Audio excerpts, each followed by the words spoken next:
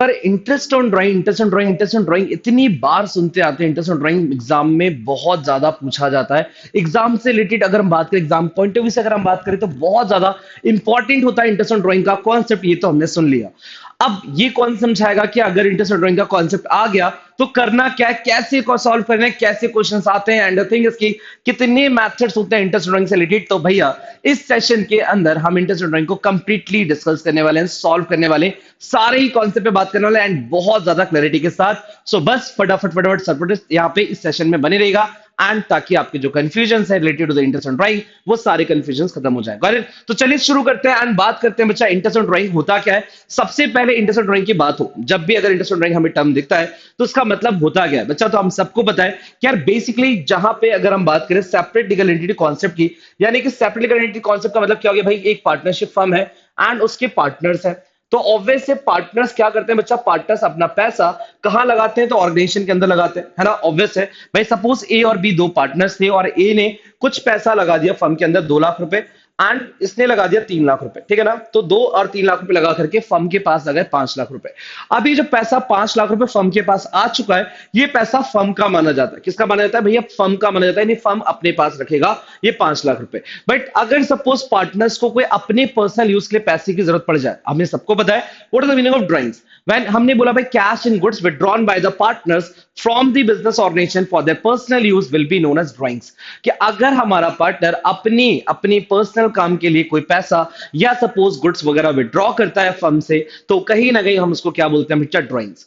तो सपोज करिए भाई किसी एक पर्सन को जरूरत पड़ी और उसने वो 50,000 रुपए फर्म से निकाल लिए। तो ऑल द पैसा किसका हो गया था भैया, वो पैसा फर्म का हो गया था। जब फर्म से किसी पर्सन ने निकाल लिया तो वो फर्म क्या, पार्टनर क्या करेगा, अगर जैसे मान लो ए ने निकाल लिया तो पार्टनर 50,000 रुपए इंटरेस्ट देगा फर्म को। Got it? उसी को बोला जाता है बच्चा इंटरेस्ट ऑन ड्राइंग। जो 50,000 रुपए की ड्राइंग पार्टनर्स ने की है, जो 50,000 रुपए की ड्राइंग्स पार्टनर ने की है, उसी पे क्या देगा, वो इंटरेस्ट ऑन ड्राइंग देगा। यानी डेफिनेशन पे बात की जाए तो interest on drawing is the amount of interest paid by the partners calculated with the reference to the time period for which the money was withdrawn. So ये आप सबको पता है कि whenever we talking about interest, जब भी हम interest को कैलकुलेट करने की बात करते हैं, हमेशा टाइम पीरियड इन्वॉल्व होता है। तो चलो बच्चा स्टार्ट करते हैं एंड डिस्कस करते हैं कि यहाँ पर हमें इंटरेस्ट ऑन ड्राइंग कैसे निकालना है या कितने मेथड्स होते हैं इंटरेस्ट ऑन ड्राइंग निकालने के। तो सबसे पहले इंटरेस्ट ऑन ड्राइंग निकालने से पहले हमें पता होना चाहिए कि ड्राइंग किस तरह की है। तो क्या सर टाइप्स ऑफ ड्राइंग भी होती है, मैंने कहा हाँ बिल्कुल, टाइप्स ऑफ ड्राइंग भी देखा जाता है। और वो टाइप्स ऑफ ड्राइंग क्या होगा, तो सबसे पहले टाइप्स ऑफ ड्राइंग में आप बोलोगे sir single time drawing in a year. अगर किसी पार्टनर ने साल में सिर्फ एक ही बार पैसा निकाला है, यानी single time drawing in a year. यहाँ पे एक क्वेश्चन बनाया मैंने और मैंने बोला x withdraw rupees 10,000 in a year from capital for their personal use, ठीक है ना। इन अ ईयर, एक साल में ए ने सिर्फ 10,000 रुपए निकाले, तो अपन यहाँ पे क्या बोलेंगे बच्चा, अपन यहाँ पे क्या बोलेंगे, हम यहाँ पे बोलेंगे बेसिकली सर बहुत बहुत बहुत सिंपल सा टास्क है, एंड हम इस चीज को लेके बहुत क्लियर है कि सर यहाँ पे जो एक्स ने विड्रॉ किया है ना पैसा, वो single time drawing in a year है, यानी साल में सिर्फ एक ही बार उसने पैसा निकाला है। तो जब इस तरह की ड्राइंग आपकी एग्जाम में आए या आपके क्वेश्चंस में पूछी जाए, तो आपको टेंशन नहीं लेना है, आपको घबराना नहीं है। आपको क्या बोलना है, अगर हमने साल में एक ही बार ड्राइंग की होगी बच्चा, अगर हमने साल में सिर्फ और सिर्फ एक ही बार ड्राइंग की होगी, तो हमें टेंशन वाली बात नहीं है। हमें क्या करना है, हमें सिर्फ देखना है कि क्वेश्चन के अंदर क्या हमें डेट ऑफ ड्राइंग गिवन है या नहीं है। फिर हमें क्या देखना है, अगर सिंगल टाइम ड्राइंग आता है तो हमें देखना है क्वेश्चन के अंदर डेट ऑफ ड्राइंग गिवन है या नहीं है। तो चलिए, मैंने क्या बोला, सिंगल टाइम ड्राइंग, जब भी सिंगल टाइम ड्राइंग आएगा, जब भी सिंगल टाइम ड्राइंग इन ईयर आया, सिंगल टाइम ड्राइंग आया, तो उस सिनेरियो में हमें क्या चेक करना है बच्चा, कि क्या डेट ऑफ ड्राइंग गिवन है या डेट ऑफ ड्राइंग गिवन नहीं है। यानी कि यहां से आपके पास क्या आपको मेंशन करना है कि दो केस हो सकते हैं सर। एक तो हो सकता है कि date of drawing is given, एक तो क्या हो सकता है कि डेट ऑफ ड्राइंग अगर गिवन होगा तो हम क्या करेंगे, डेट ऑफ ड्राइंग गिवन होगा तो हम क्या करेंगे, and when there is no date, यानी date of drawing is not given. दूसरा सिनेरियो क्या हो सकता है बच्चा, तो दूसरा सिनेरियो हो सकता है date of drawing is not given. यहां पे हम लिख दिया date of drawing, date of drawing is not given, date of drawing is not given, got it।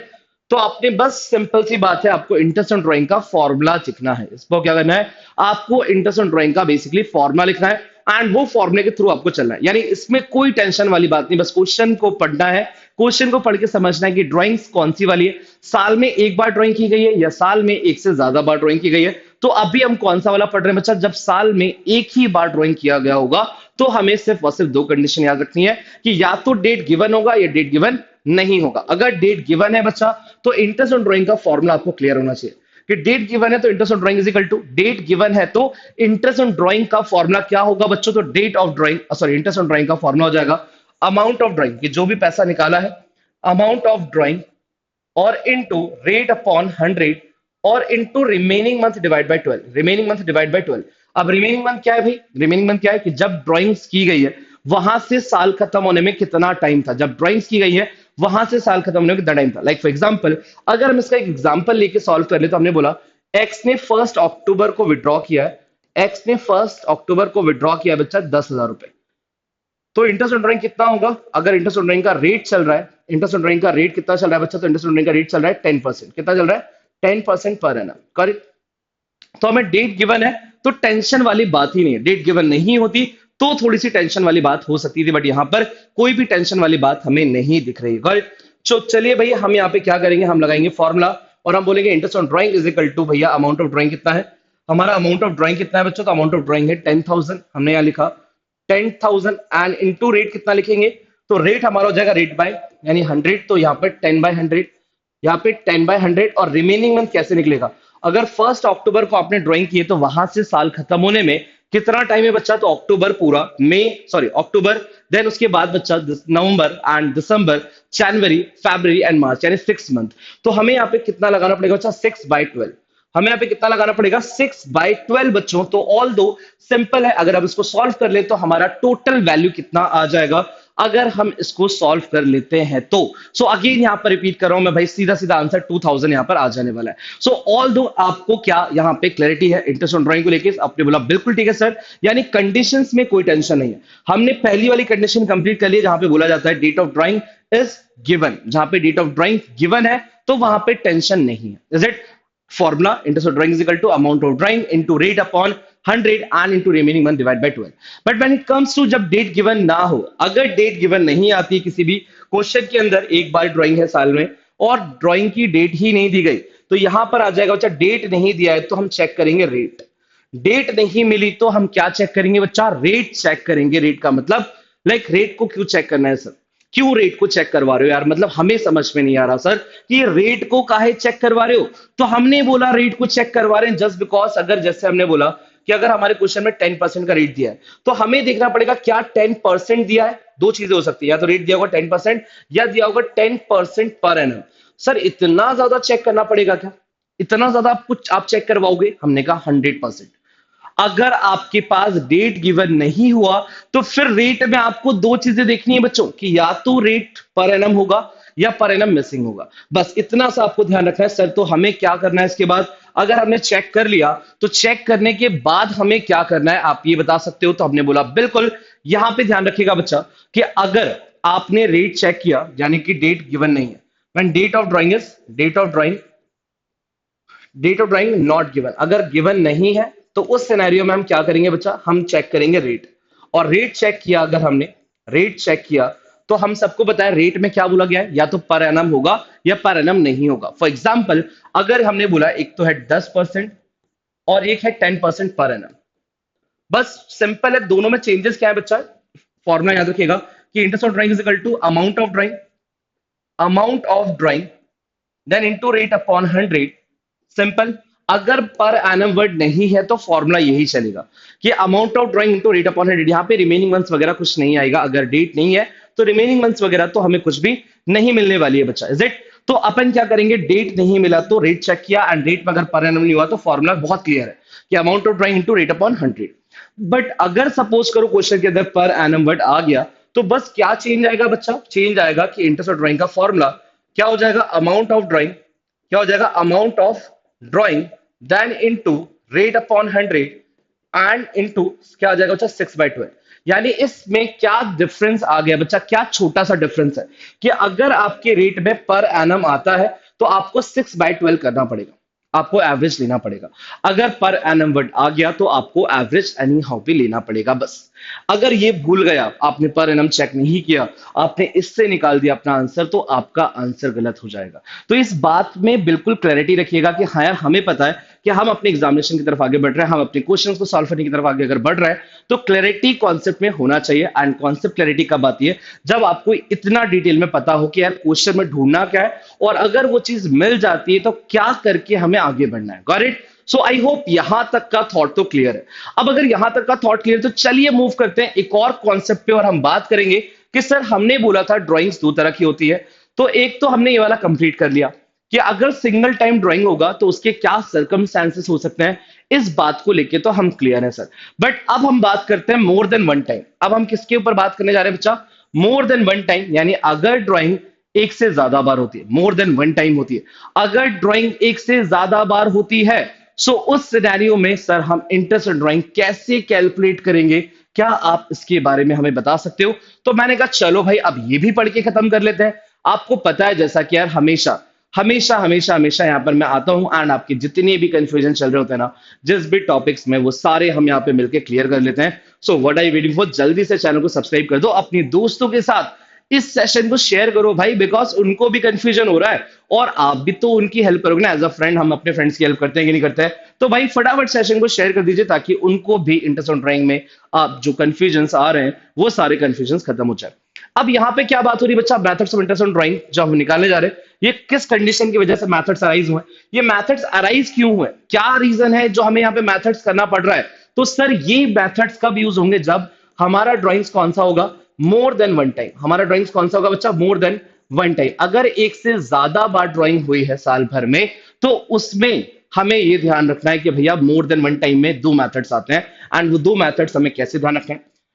तो भाई एक और चीज सुनिएगा, मोर देन वन टाइम, एक से ज्यादा बार ड्राइंग, एक्स ने 2 3 4 5 6 7 बार पैसा निकाला, वाई ने 2 3 4 5 6 7 बार पैसा निकाला। तो अगर एक से ज्यादा बार पैसा निकाल रहे हो तो इसमें भी टाइप्स है, इसमें भी क्लासिफिकेशन है कि एक ड्राइंग्स को माना जाता है रेगुलर बेसिस ड्राइंग और एक ड्राइंग को माना जाता है इरेगुलर बेसिस ड्राइंग। तो अच्छा, रेगुलर बेसिस ड्राइंग को आप कब क्या बोलोगे भाई? रेगुलर बेसिस ड्राइंग कब बोला जाएगा? तो रेगुलर बेसिस ड्राइंग का मतलब होता है जब इसको हम एक वर्ड से याद रखेंगे एंड इसका नाम रखेंगे प्री डिसाइडेड। क्या रखेंगे बच्चा? Pre decided. Got it? Pre decided का मतलब क्या होता है? जब पहले ही आपने डिसाइड कर लिया हो कि आप कब कब ड्राइंग करने वाले हो और सपोज आप कितना कितना ड्राइंग करने वाले हो। यानी बेसिकली ये प्री डिसाइडेड, यानी रेगुलर ड्राइंग को आप कैसे फाइंड आउट करते हो बच्चा? जब आपको पता चल जाता है कि आप एक एक कॉमन अमाउंट निकालोगे, आप एक कॉमन अमाउंट निकालोगे और जो दो ड्राइंग के बीच का गैप है, दो ड्राइंग जब आप करते हो उसके बीच का जो गैप है ना वो सिमिलर है। यानी अगर आप हर मंथ की स्टार्टिंग में 1 तारीख को पैसा निकालते हो, इसका मतलब क्या है भाई? आपने फिक्स करके रखा है कि मैं हर मंथ की स्टार्टिंग में 10,000 रुपए निकाल रहा हूं। तो जब इस तरह की लैंग्वेज आती है क्वेश्चन के अंदर जहां पे आपको बोला जाता है कि आप सिंपल सा थॉट है सर, कंटिन्यूसली कंटिन्यूसली क्या कर रहे हो? आप पैसा विड्रॉ कर रहे हो। और द थिंग इज की एक सिस्टमेटिक प्रोसेस को, यानी पहले से डिसाइड करके। एक होता है बच्चा इरेगुलर बेसिस, जिसको आप बोलते हैं रैंडम। रैंडम मतलब होता है बच्चा as per the need, as per the requirement, as per the need और as per the requirement. If you feel कि आज मुझे 10,000 रुपए की जरूरत है, मैंने निकाल लिया। इफ यू फील कि भाई मुझे आज 15,000 की जरूरत है, मैंने निकाल लिया। यानी कि वहां पे कोई प्रॉब्लम, कोई भी कंफ्यूजन नहीं होता है इरेगुलर में, यानी कि बेसिकली रैंडम में। ओके, रैंडम में कोई भी प्रॉब्लम नहीं होना है। अब क्या किया जाए बच्चा? अब यहां पे क्या किया जाए? तो सर बेसिकली हमने बोला आप क्वेश्चन को पढ़ो और क्वेश्चन पढ़ के जब हमें पता चल जाता है कि ये ड्राइंग एक से ज्यादा बार हो रही है एंड ये ड्राइंग अगर रेगुलर बेसिस ड्राइंग है, तो यहाँ पे जो इंटरेस्ट ऑन ड्राइंग निकलेगा वो किस मेथड के साथ निकलेगा बच्चा? By average period method. कौन सा मेथड से निकलेगा? Average period method. अगर आपसे किसी क्वेश्चन में पूछ लिया जाता है कि एवरेज पीरियड मेथड कब यूज किया जाता है, तो आप बोलोगे एवरेज पीरियड मेथड यूज किया जाता है at the time of when the drawings are considered as in regular basis drawing। जब ड्राइंग्स को रेगुलर बेसिस पे माना जाएगा तो वहां पे एवरेज पीरियड मेथड लगेगा। Got it? और अगर सपोज इरेगुलर बेसिस फील करते हो, आपके रैंडम ड्राइंग्स हो रही है, यहाँ पे अमाउंट कभी 12,000 निकल रहा है, कभी 10,000 निकल रहा है, कभी 1 तारीख को निकल रहा है, कभी 15 तारीख को निकल रहा है, कभी 30th को निकल रहा है, तो ये वाला जो प्रोसेस है इस चीज को हम क्या बोलेंगे? इरेगुलर बेसिस ड्राइंग बोलेंगे। ओके, सो ओवरऑल आपका ये कॉन्सेप्ट क्लियर होना चाहिए। तो चलिए अब हम बात करते हैं एवरेज पीरियड मेथड के थ्रू। ये तो पता चल गया कि एवरेज पीरियड मेथड लगता कब है। अब एवरेज पीरियड मेथड के थ्रू हम लोग, सिंपल सी बात है, कैसे ड्राइंग्स को कैलकुलेट करते हैं। ओके, सो हमें बस ध्यान रखना है कि एवरेज पीरियड मेथड कब लगता है भाई? रेगुलर बेसिस के टाइम पे लगता है। Then when an equal amount is withdrawn regularly, जब इक्वल अमाउंट रेगुलरली विड्रॉ किया जाएगा उस पे हम एवरेज पीरियड मेथड लगाते हैं। कुछ इंपॉर्टेंट पॉइंटर्स हैं जहां पे बोला गया amount should be same through out the period, यानी हमारा अमाउंट क्या होना चाहिए? सेम होना चाहिए। अगर हम 5,000 रुपए पहले महीने निकाल रहे हैं तो नेक्स्ट मंथ भी 5,000, उसके नेक्स्ट मंथ भी 5,000, उसके नेक्स्ट मंथ भी 5,000। अब ऐसा नहीं कि भाई आप फ्रीक्वेंटली चेंजेस कर रहे हो अमाउंट ऑफ ड्राइंग में, तो एवरेज पीरियड मेथड काम नहीं करेगा। एवरेज पीरियड मेथड कब काम करेगा? जब अमाउंट क्या होगा भाई, सेम होगा थ्रू आउट द पीरियड जो भी है। देन उसके बाद बच्चा date of drawing should be same through the period. Date of drawing का मतलब होता है भाई अगर किसी मंथ के फर्स्ट को आप निकाल रहे हो तो अगले मंथ में भी फर्स्ट निकालो, फिर उसके अगले मंथ में भी फर्स्ट निकालो। आप फ्रीक्वेंटली चेंजेस नहीं करोगे डेट्स में, ओके? तो डेट्स हमारी सेम रहेंगी। Then drawing should be made regularly without any gap. तो भाई ड्राइंग्स ऐसा नहीं कि आपने एक महीना निकाला फिर उसके बाद जून छोड़ दिया फिर जुलाई में निकाल लिया। तो ये कुछ कंडीशंस है, अगर ये कंडीशन सेटिस्फाइड हो रही है तो ही हमारा एवरेज पीरियड मेथड काम करता है, otherwise average period method work नहीं करता है। Got it? सो चलिए हमने अपना मेथड तो सीख लिया कब लगाना है हमें। अब हम लोग सीखते हैं भाई एवरेज पीरियड मेथड में हम करते क्या है। तो बहुत इजी सा मेथड है बच्चा, हमारा इंटरेस्ट ऑन ड्राइंग का फॉर्मूला मैं आपको देता हूं। ये हमारा इंटरेस्ट ऑन ड्राइंग का फॉर्मूला है by average period method, by average period method. Average period method के अकॉर्डिंग इंटरेस्ट ऑन ड्राइंग का बस फॉर्मूला आपको पता होना चाहिए। एंड फॉर्मूला क्या है बच्चा कि टोटल ड्राइंग, क्योंकि एक से ज्यादा बार ड्राइंग हो रही है, अगर 10,000 रुपए कोई बंदा निकाल रहा है तो वो एक से ज्यादा बार निकाल रहा है, तो भाई इंटरेस्ट ऑन ड्राइंग का ना फॉर्मूला क्या है, टोटल ड्राइंग्स निकालनी है इनटू रेट अपॉन 100 और into average period divide by 12। सो अगर क्वेश्चन में बोला गया कि एक्स विदड्रॉ, ठीक है, rupees 10,000 in the beginning of every month, in the beginning of every month, in the beginning of every month, okay? So ठीक है, यहां से आपका टोटल ड्राइंग निकल जाएगा। कितना निकल जाएगा? अगर मान लो 12 महीने तक आपने पैसे निकालने तो 10,000 इंटू 12 करके 1,20,000 आ जाएगा आपका टोटल ड्राइंग। कितना आ जाएगा? 1,20,000 आ जाएगा आपका टोटल ड्राइंग। रेट आपको क्वेश्चन में हमेशा गिवन होगा, एवरेज पीरियड क्वेश्चन में गिवन नहीं होता। यहां पर एवरेज पीरियड आपको क्वेश्चन में नहीं मिलेगा, तो you have to calculate the value of average period first of all, is it?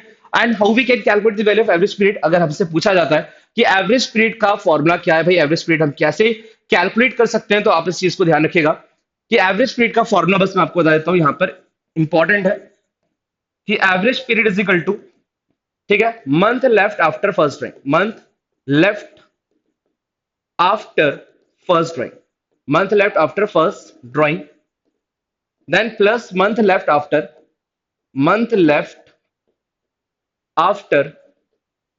Last drawing, ठीक है ना, month left after last drawing divided by 2।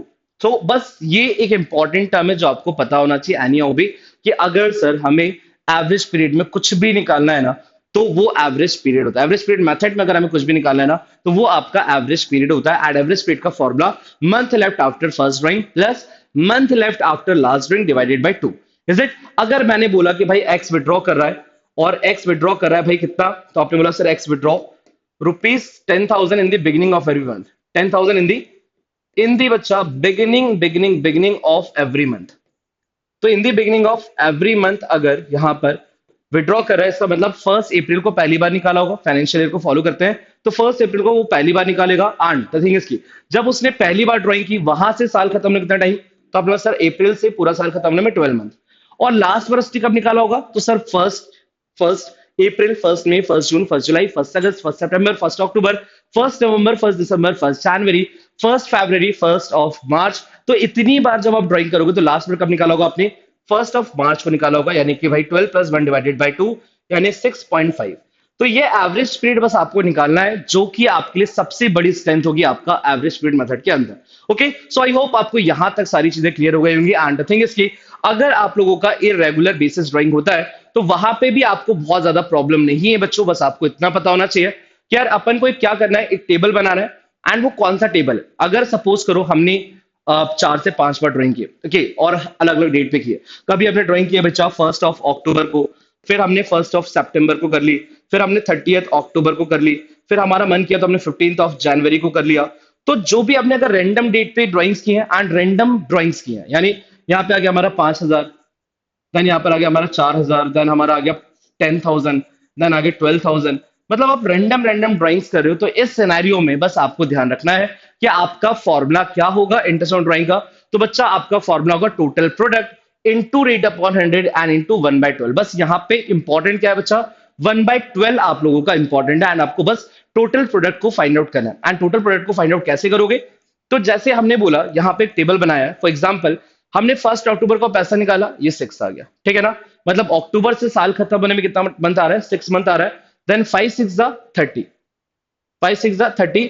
ऐसे आप सारे कॉलम फिल करोगे बच्चा, तो यहाँ पे जो इसका सम होगा ये हो जाएगा टोटल प्रोडक्ट। क्या हो जाएगा?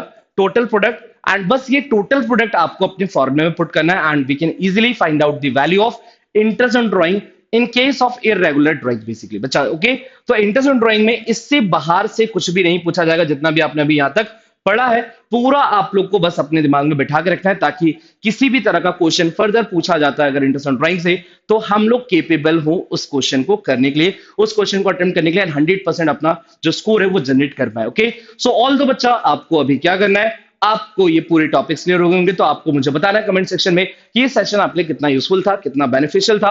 एंड इसी तरीके से आने वाले अपकमिंग सेशंस का पार्ट आपको रहना है, जस्ट बिकॉज कि इससे आपकी प्रिपरेशन में और ज्यादा क्लैरिटी होगी। सो बस इन्हीं सारी बातों के साथ इस सेशन को यहाँ पर हम लोग फाइनली कंक्लूड करते हैं। मिलते हैं आप लोग के साथ बहुत जल्द बच्चा नेक्स्ट सेशन में, नेक्स्ट बहुत सारे कॉन्सेप्ट्स के साथ। अभी के लिए इतना ही। Thank you so much, bye bye.